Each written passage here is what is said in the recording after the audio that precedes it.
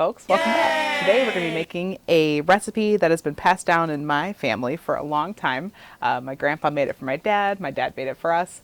It has very few ingredients, it's a simple cake, and it's just about as easy as opening up a box of cake mix. So to get things started, you're going to be putting into a bowl 1 3/4 cups of flour, 1 1/4 cups of sugar,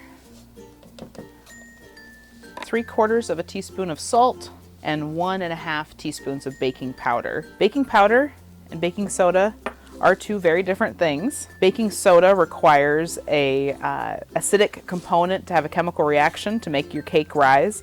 If you can imagine like a volcano experiment with vinegar and baking soda, that's acidic and that causes bubbles.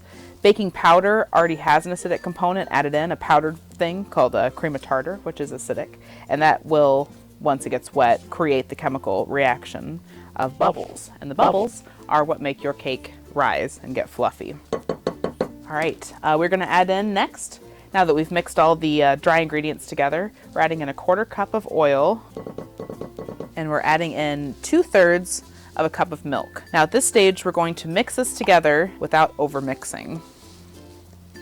Simply just get those dry ingredients just a bit wet. So one of the problems with over mixing is that you're going to develop a tough cake. We don't want that. We want a fluffy, light cake. So now that we have most of that mixed together, starting to create a dough, a batter, we're going to add in an additional 1/3 cup of milk, making it a total of 1 cup of milk in there. The name of this cake is 1 egg cake. That's where it gets its name. There's 1 egg.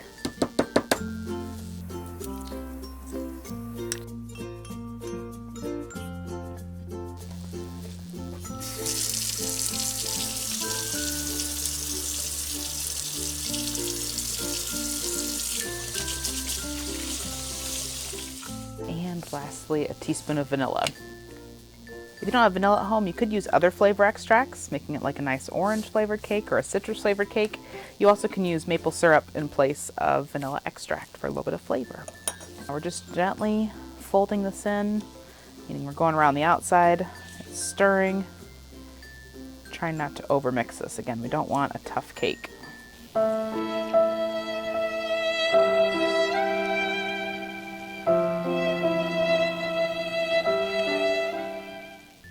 The oven has been preheated to 350. We're going to bake this at 350 for about 35 minutes. Plus, this is going to have to cool down before we frost it.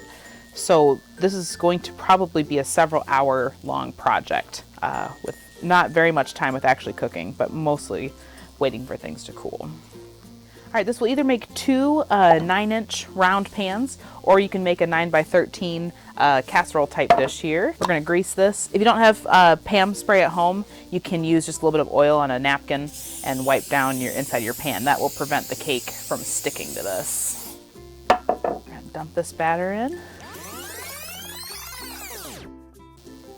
And we're gonna let this bake for about 35 minutes. All right, we'll see you after that. All right, so we just pulled the cake out of the oven here. It was at 350 degrees for about 35 minutes, and it has a nice golden brown around the edges. And the way that I check is I take my finger and touch the middle of it, and if it's springy, meaning you press on it and it kind of bounces back up, then it's good to go. If it's still a little wobbly, like it's a waterbed, that means there's still liquid batter in the middle of it, so that's not ready to go yet. So about 35 minutes. Now the frosting is one of my favorite parts of this dish. It's called burnt butter frosting, and it is quite literally butter that has been cooked until the milk solids in it have gotten toasted. So we're gonna take a cup of butter here. And this is good to do now because while the cake's cooling, we can get this process started. I love pecans, so I'm gonna be adding in some pecans to this butter for the first stage, and they'll be used again later.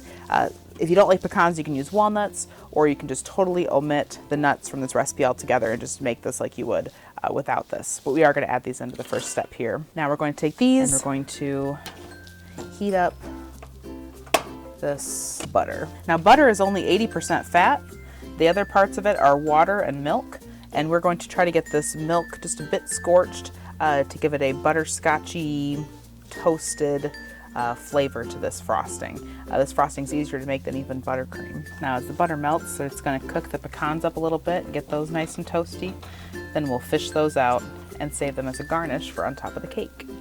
You're gonna wanna bring this butter up to a simmer, and it's gonna keep cooking. We have it right now on medium heat. I think it's important to note that it needs to be real butter when you make this burnt butter icing. It can't be like country crock or margarine. For one, those things are pretty bad for you, and for two, it needs to have the milk solids in there so that the lactose can get caramelized to make this delicious flavor. Now you can see this white foam on top. That is the milk. We want to get this just a little bit golden brown here. The milk will turn from a white froth into just a lightly golden brown, and that's when you know that you have toasted butter. As the butter cooks, it's going to get a little bit less foamy on top. That just means that the milk solids are starting to cook and clump up here. All right, as you can see, it's gone from foamy to not foamy to foamy again, which means it's just about done. I'm going to take this and just pour it right into a bowl to prevent overcooking. If you leave the butter in the hot pan, it could very much burn, and the burnt butter, if it's actually burnt, it's not very good. We're just looking for golden brown. We're gonna need these pecans for later, so I'm gonna fish those out. That's gonna be the garnish on our cake, and they've all just been boiled in butter.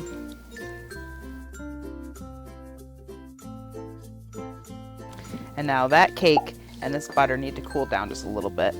Once they both cool down, then we can make the frosting and put the frosting on the cake. So we'll see you guys back in a little bit. All right, so now the butter has cooled down a bit. It's still warm. I can feel that it's warm through the bowl, but it's no longer fresh off the stove, hot and boiling. And so it's time to start on with the next step. The butter itself is nice and clear, and then we have these toasted milk solids from heating it up on the stove. So now it's time to add in some powdered sugar. We're looking for a certain consistency here. So I'm not measuring the powdered sugar, I'm just gonna add in some and mix it and see if that's how much we need. You wanna completely get the butter and powdered sugar mixed together. It's gonna make a nice thick, kind of a clumpy thing here. And then we're gonna add in a splash of milk, and that's going to make it into a pourable icing for the top of the cake. Now I got this butter sugar here. We're gonna add in a splash of milk, a little bit of salt, and a little bit of vanilla. Add in a little splash of milk, probably starting off there with about 1/8 of a cup. And we're gonna add in a few drops here of vanilla and a little bit of salt. Now this is not gonna be salty, but if you don't have any salt in it, it won't allow you to taste the rest of the flavors. Taste the rest of the flavors very well. It elevates all the flavors with a little bit of salt. I'm changing over to a whisk now to make sure this is really nice and smooth when we're all done.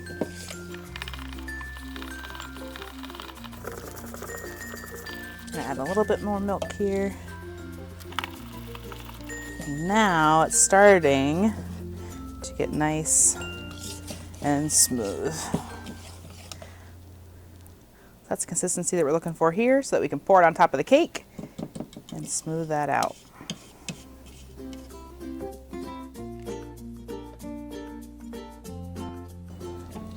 I'll tip that cake up here a little bit, get it all the way down to the corners. The corners are my favorite pieces because usually there's a little bit extra frosting on those pieces. Once your cake's all nice and topped here with the burnt butter frosting, we're gonna put on some of these pecans here as a garnish. This is an old family recipe. My grandma made it for my dad. My dad's made it for us. And so this brings me to your homework for this week. This week, I would like for you to try to create and write down on a piece of paper your family tree. So first you'd think about you're the base, and then branch up to your parents, your mom and your dad. And then from there, you branch up to their grandparents.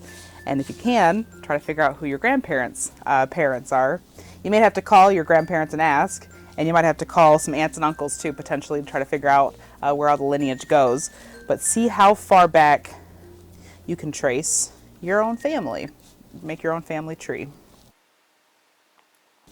And there is our finished 1-egg cake with burnt butter frosting. Thanks so much for watching. See you next time.